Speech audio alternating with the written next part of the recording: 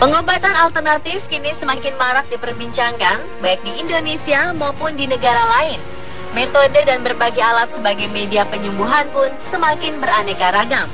Tapi sayang, banyaknya tempat pengobatan alternatif ini tidak didukung dengan pengawasan dan pembinaan yang maksimal.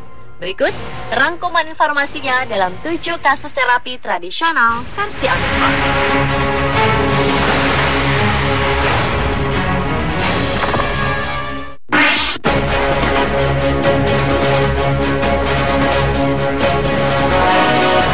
Seorang bocah laki-laki berusia 7 tahun diduga tewas setelah menjalani terapi tampar di Sydney, Australia pada awal Mei lalu. Bocah yang bernama Aiden datang bersama orang tuanya Lily dan Jeff menghadiri lokakarya di sebuah hotel di Sydney, di mana seorang terapis yang berasal dari Tiongkok, Hong Chi Xiao, mengadakan praktek terapi tampar di tempat tersebut. Hong Chi Xiao sempat menarik perhatian publik Tiongkok dengan teknik pengobatan yang sangat ekstrim, yang dipercaya dapat mengeluarkan racun dan menyembuhkan diabetes dengan menampar tubuh pasien hingga biru. Dia mengaku telah mempelajari praktek kuno yang disebut Paida Laijin dari seorang biarawan Tao. Ia juga pernah menulis sebuah buku terlaris tentang penyembuhan diri melalui metode tampar. Namun sayangnya, metode tersebut diduga mengakibatkan Aiden tewas. Kala itu orang tuanya membawa Aiden yang menderita diabetes ke seminar Hong Chi di hotel. Para orang tua disarankan untuk tidak memberikan anak mereka makanan apapun selama 72 jam selama anak mereka menjalani terapi tersebut. Namun Aiden mengalami muntah-muntah selama sesi terapi. Setelah itu, Aiden ditemukan tak sadarkan diri di kamar hotelnya. Para medis ambulans mencoba melakukan CPR pada Aiden, namun naas Aiden dinyatakan meninggal di tempat kejadian. Sementara itu diketahui Hong Chi telah meninggalkan Australia dan bersiap-siap untuk mengadakan lokakarya berikutnya di Jerman.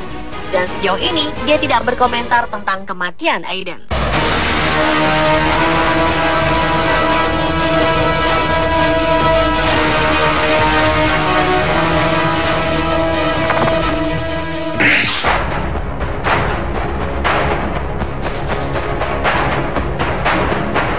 Seorang wanita asal Bolivia, Gabriela Ascaruns, dikabarkan telah meninggal dunia akibat terapi suntik urin pada Februari 2009 silam.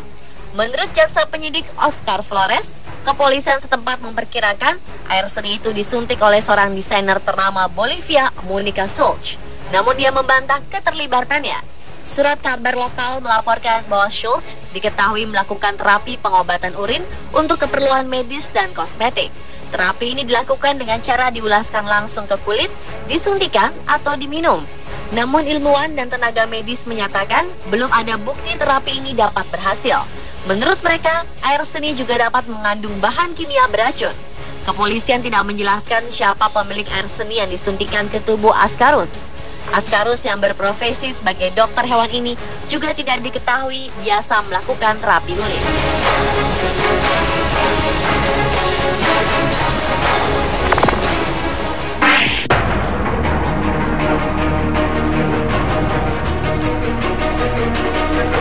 Harga obat yang mahal dan keterbatasan biaya membuat banyak orang tua putus asa.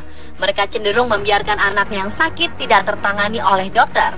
Seperti yang pernah terjadi di India, adalah Somvati Seheria dari Sopur, India, mencoba mengobati bayinya Sifani Seheria dengan pengobatan tradisional ke dukun.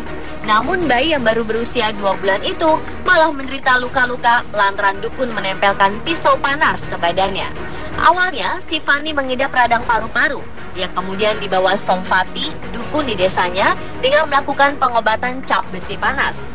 Cap besi panas adalah praktek tradisional India di mana kulitnya dibakar dengan batang besi atau logam panas untuk mengobati berbagai kondisi kesehatan dan dipercaya sebagai obat untuk penyakit seperti malaria, penyakit kuning, meningitis, dan kejang-kejang.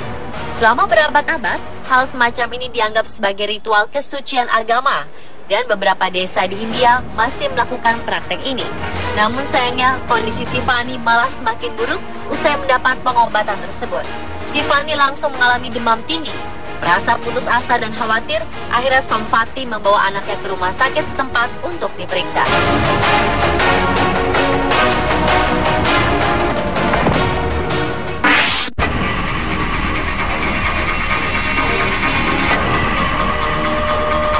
Pada Agustus 2008 silam, terapi pengobatan air limbah dari pabrik gula di Kasihan, Bantul, Yogyakarta sempat menjadi perbincangan karena dipercaya mengandung belerang dan menyembuhkan berbagai macam penyakit. Tak diketahui secara pasti siapa yang mengawalinya, namun banyak warga yang yakin air limbah dari pabrik gula Madu Kismo bisa menyembuhkan berbagai macam penyakit kulit hingga asam urat dan stroke. Air tersebut berwarna kecoklatan, terlihat keruh dan masih terasa hangat dengan suhu antara 50 hingga 60 derajat Celcius. Namun pada September 2008, seorang kakek dilaporkan tewas saat berendam di lokasi terapi pengobatan. Adalah Muhadi yang ditemukan tewas mengambang di sungai yang digunakan oleh warga untuk terapi pengobatan. Sebelumnya, Muhadi datang ke sungai bersama rombongan. Namun, setelah selesai terapi, Muhadi tak ditemukan oleh rombongan. Dan setelah beberapa saat Muhadi ditemukan sudah tidak sadarkan diri di salah satu sudut sungai tersebut. Melihat ini maka warga segera melarikan korban ke rumah sakit, namun nyawa Muhadi tidak tertolong dalam perjalanan ke rumah sakit. Diduga kematian Muhadi karena kambuh penyakitnya saat menjalani terapi air panas ini.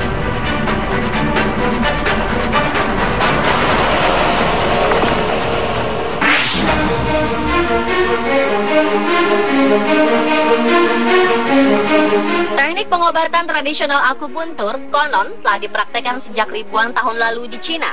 Namun sebuah peristiwa mengerikan dialami seorang wanita di Hong Kong berusia 29 tahun bernama Yan.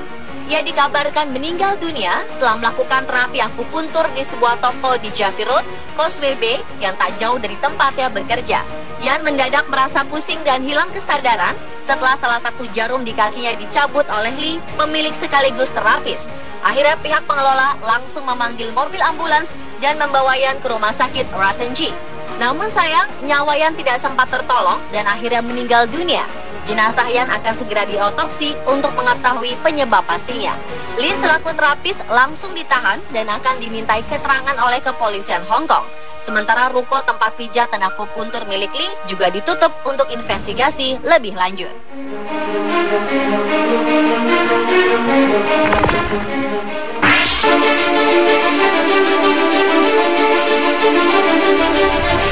Seorang pensiunan guru di Jombang, Jawa Timur tewas usai melakukan pengobatan tradisional bekam.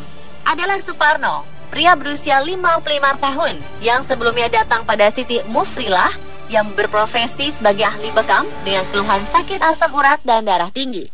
Siti yang telah puluhan tahun membuka praktek bekam di rumahnya di Desa Pundong, Diwek, Jombang, Jawa Timur ini pun langsung melakukan terapi bekam dengan alat sedot tradisional miliknya yang terbuat dari tanduk sapi.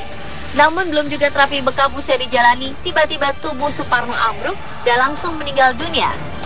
Suparno sendiri diketahui telah 2 kali menjalani terapi bekam di kediaman Siti Mufrilah dan selama ini mengaku cocok dengan pengobatan sang nenek. Pihak keluarga pun mengaku pasrah dan tak akan menuntut Siti Mufrilah atas musibah yang terjadi. Polisi pun langsung datang untuk melakukan identifikasi.